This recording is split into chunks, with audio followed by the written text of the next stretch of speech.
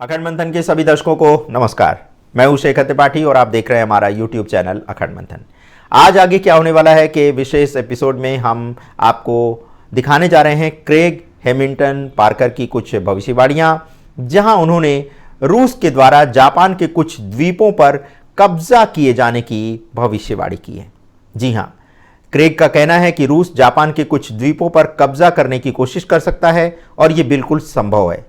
ये राजनीतिक और भू राजनीतिक रूप से बहुत संवेदनशील मामला है, विशेष रूप से उस क्षेत्र में जहां रूस और जापान दोनों के बीच लंबे समय से विवादित द्वीप हैं, जैसे कुरिल द्वीप समूह।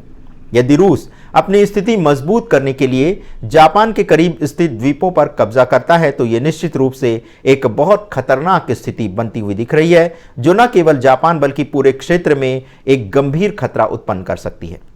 रूस और चीन के बीच बढ़ते संबंधों को देखते हुए ऐसा लगता है कि वे इस मामले में आपसी सहयोग कर सकते हैं, विशेष रूप से जब ताइवान संकट और अन्य वैश्विक मुद्दों का दबाव बढ़े। चीन का जापान के साथ भी ताइवान संकट में दखल देना और दक्षिण चीन सागर में अपनी स्थिति को मजबूत करना एक और बड़ा खतरा बन सकता है। ताइवान पर चीन का दबाव और क्षेत्रीय शक्ति संघर्ष पूरी दुनिया में गहरे बदलाव ला सकता है और जापान इस पर प्रतिक्रिया देने के लिए मजबूर होगा, विशेषकर अपनी रक्षा क्षमताओं को बढ़ाते हुए। जापान ने अपनी सैन्य स्थिति को बदलने की शुरुआत की है और यह स्पष्ट रूप से दिखाई देता है कि वे आक्रामक सैन्य नीति की ओर बढ़ रहे हैं। जैसे कि उन्होंने उल्लेख किया है कि जापान एक नई शक्तिशाली नौसेना विकसित कर रहा है, जिसमें परमाणु पनडुब्बियां और मिसाइल प्रणालियां शामिल हैं, जो न केवल चीन और उत्तर कोरिया के लिए एक निवारक के रूप में काम करेंगी, बल्कि जापान को ताइवान संकट के दौरान सुरक्षा प्रदान करने में भी सहायक हो सकती हैं। ऑस्ट्रेलिया के साथ जापान का सैन्य गठजोड़ भी एक महत्वपूर्ण बात है, क्योंकि दोनों देशों के बीच सुरक्षा संबंध और सामरिक समझौते हैं जो भविष्य में महत्वपूर्ण हो सकते हैं। यदि जापान और ऑस्ट्रेलिया अपनी नौसेना और सैन्य बलों को साझा करते हैं तो ये समग्र सुरक्षा दृष्टिकोण को और भी मजबूत कर सकता है, लेकिन साथ ही ये एक नया तनाव बिंदु भी पैदा कर सकता है, विशेष रूप से चीन और अन्य क्षेत्रीय शक्तियों के लिए।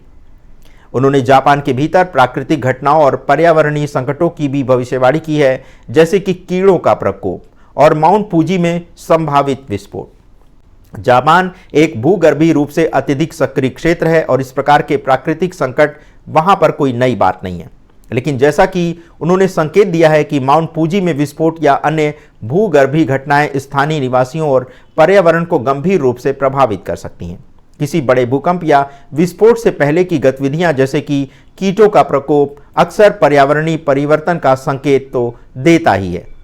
ये रोचक होगा और देखना होगा, क्योंकि जापान जैसे भूगर्भीय सक्रिय देशों में प्राकृतिक आपदाएं और प्रदूषण एक बड़ी चिंता का विषय हो सकती हैं। कुल मिलाकर ये स्पष्ट है कि जापान के भविष्य को लेकर के एक बहुत ही जटिल और अस्थिर स्थिति का पूर्वानुमान क्रेग हेमिल्टन पार्कर के द्वारा लगाया गया है, जो कि राजनीति, युद्ध, प्राकृतिक आपदाएं और वैश्विक संबंधों के एक तरह से पूरे मेल को उजागर करती हैं, और यही स्थिति जापान को एक संवेदनशील स्थिति में डाल सकती हैं, जिसका प्रभाव न केवल जापान बल्कि समग्र एशिया और वैश्विक राजनीति पर भी पड़ने वाला है।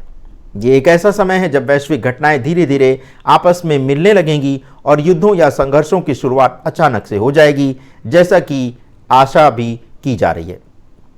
इन सभी परिस्थितियों को देखते हुए जापान को अपनी सुरक्षा, सैन्य क्षमताओं और समग्र रणनीतिक दृष्टिकोण को सावधानीपूर्वक तैयार करना होगा। उन्होंने एक प्रसिद्ध जापानी मंदिर के ढहने का भी एक दृश्य देखा है, जो कि एक प्रतीक हो सकता है। मंदिरों और धार्मिक स्थलों के ढहने का जो अर्थ होता है वो किसी बड़े संकट का संकेत या किसी बड़ी आपदा का संकेत देता है, जो एक संस्कृति या राष्ट्र के लिए एक गहरा मानसिक और आध्यात्मिक आघात भी हो सकता है। ये भूकंपीय गतिविधि या किसी अन्य प्राकृतिक आपदा का भी संकेत हो सकता है, विशेष रूप से माउंट फूजी जैसे सक्रिय ज्वालामुखी के आसपास।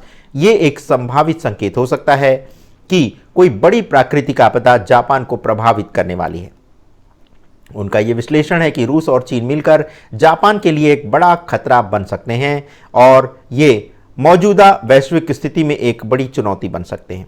रूस और चीन का एक मजबूत राजनीतिक और सैन्य गठबंधन जापान के लिए एक नई चुनौती पेश कर सकता है, विशेष रूप से यदि रूस और चीन संयुक्त रूप से जापान के विवादित द्वीपों जैसे कुरित द्वीप समूह पर कब्जा करने का प्रयास करें।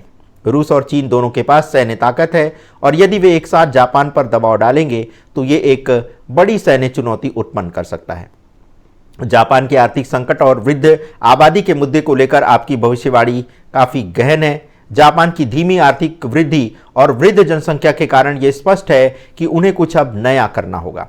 जापान में कृत्रिम बुद्धिमत्ता और अन्य तकनीकी उन्नति का प्रयोग बढ़ सकता है, विशेषकर वृद्ध जनसंख्या के लिए कार्य अवसर पैदा करने और उनकी जीवन शैली को सुधारने के लिए। ये कुछ ऐसा हो सकता है जैसा आपने उल्लेख किया है कि कृत्रिम बुद्धिमत्ता का उपयोग पुराने कार्यों को नया जीवन देने के लिए, जैसे मस्तिष्क के साथ जुड़ी तकनीकी प्रगति जो मानसिक स्वास्थ्य और कार्यक्षमता को बेहतर बनाने में मदद कर सकती है। क्रेग ने 2025 में डोनाल्ड ट्रंप और जापान के बीच एक महत्वपूर्ण समझौते की संभावना की भी भविष्यवाणी की है। यह समझौता जापान को आर्थिक और सैन्य रूप से फिर से मजबूत बनाने के लिए एक अवसर हो सकता है। जापान के लिए एक प्रभावी आर्थिक उपाय मुद्रास्फीति से निपटने और वृद्ध जनसंख्या को बनाए रखने के लिए अमेरिका के साथ सहयोग बहुत महत्वपूर्ण हो सकता है। यह सौदा शायद जापान को दुनिया में फिर से अपने वैश्विक प्रभाव को बढ़ाने में मदद कर सकता है। जैसा कि क्रेग ने बताया है कि यह सौदा अत्यधिक कट्टरपंथी होगा जो दोनों देशों के लिए फायदेमंद साबित हो सकता है। क्रेग ने जापान में कृत्रिम बुद्धिमत्ता के उपयोग को लेकर के भविष्यवाणी की है और वह भी बहुत ध्यान आकर्षित करती है। जापान एक तकनीकी अग्रणी देश है और यदि वे कृत्रिम बुद्धिमत्ता यानी आर्टिफिशियल इंटेलिजेंस का उपयोग करने में और आगे कदम बढ़ाते हैं तो ये न केवल वृद्ध जनसंख्या के लिए बल्कि पूरी अर्थव्यवस्था के लिए एक बहुत महत्वपूर्ण कदम साबित हो सकता है।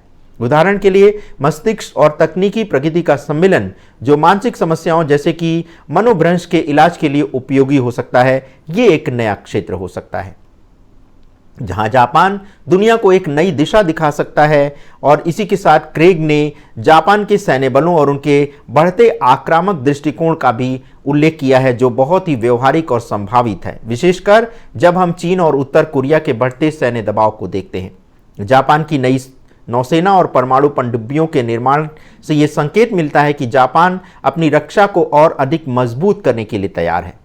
यह विशेष रूप से महत्वपूर्ण होगा यदि ताइवान संकट या अन्य क्षेत्रीय संघर्ष तेज होते हैं, क्योंकि जापान को अपनी राष्ट्रीय सुरक्षा को प्राथमिकता देने के लिए अपनी सैन्य स्थिति को मजबूत करना होगा। आपकी भविष्यवाणियां और विश्लेषण जापान के लिए एक दिलचस्प और चुनौतीपूर्ण भविष्य की ओर संकेत कर रही हैं। रूस चीन गठबंधन से बढ़ते सैन्य और राजनीतिक दबाव, प्राकृतिक आपदाएं और आर्थिक चुनौतियां और तकनीकी प्रगति जापान के सामने कई गंभीर मुद्दे ला सकते हैं। जापान को अपने वैश्विक और राष्ट्रीय हितों को बनाए रखने के लिए कई नए रास्ते और उपाय खोजने होंगे। भविष्य में जापान के लिए कृत्रिम बुद्धिमत्ता, सैन्य उन्नति और अमेरिका के साथ नए समझौते निर्णायक मोड़ साबित हो सकते हैं जिनसे वह अपने अस्तित्व को और भी मजबूत बना सकता है। तो क्रेग हैमिल्टन पार्कर के द्वारा की गई ये भविष्यवाणी जापान को लेकर के की गई है और जापान में आने वाले समय को लेकर के एक चेतावनी दी गई है। तो आज के इस विशेष एपिसोड में बस इतना ही। मिलते हैं क्रेग के द्वारा की गई कुछ अन्य भविष्यवाणियों के दूसरे अंक में। तब तक के लिए हमें अनुमति दें। धन्यवाद। नमस्कार।